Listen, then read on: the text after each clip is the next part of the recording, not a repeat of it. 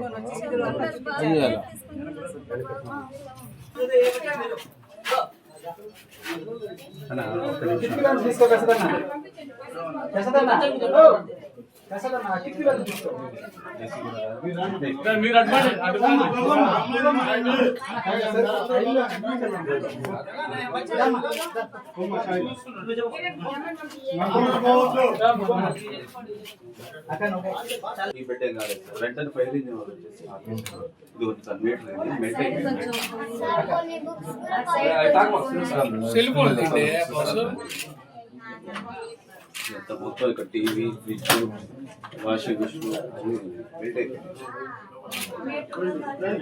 రేకులు కూడా పోయి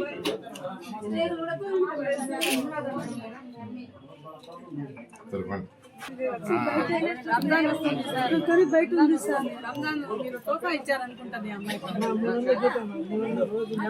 రోజుకి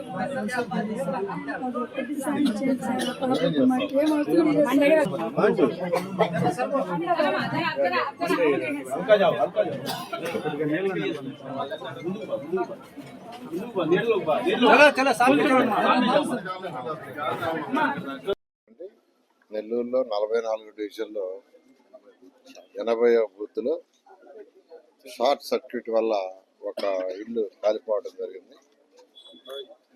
ఆ రోజు నేను వెంటనే చూశాను. అయితే ఈరోజు చూస్తే షార్ట్ సర్క్యూట్ వల్లనే కాలిపోయినట్టుంది. అయితే లక్కీగా ఎవరు ఇంట్లో లేరు.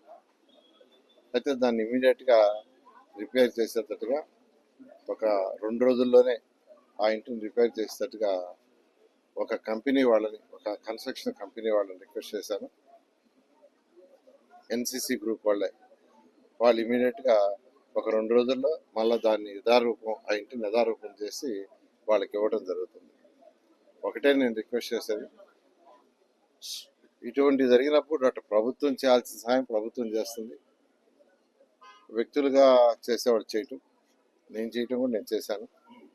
ఆ రోజు రూపుకుమారాజు పంపించి, అదేవిధంగా ఈరోజు ఎవరైతే బయట పెద్ద పెద్ద కంపెనీలు ఉన్నాయో అటువంటి వాళ్ళు కూడా రిక్వెస్ట్ చేస్తే వాడు కూడా కొంత సపోర్ట్ చేస్తే అటువంటి వాళ్ళకి ఇబ్బంది ఉండదు. అందుకని వాళ్ళని రిక్వెస్ట్ చేశాను ఆ గ్రూప్ వాళ్ళని. వాళ్ళు వెంటనే ఇవాళే వచ్చి దాన్ని చూసి ఒక 2 రోజులు 3 రోజుల్లో అది నార్మల్గా గతంలో ఎలా ఉందో ఆ పరిస్థితి కంటే బెటర్గా చేసి పెడతారు. Thank you.